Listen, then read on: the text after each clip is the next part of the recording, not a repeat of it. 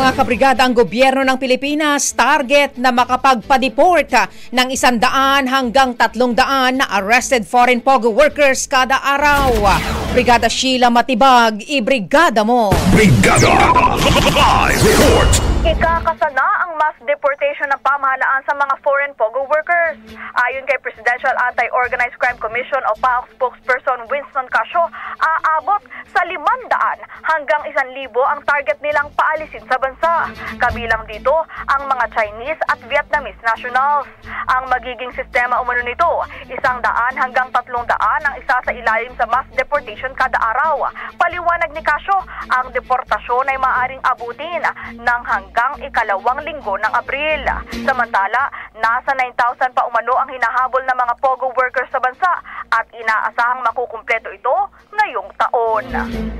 In the heart of changing lives, ito si Brigada Sheila Matibag ng 15.1 Brigada News sa Manila. The Music and News.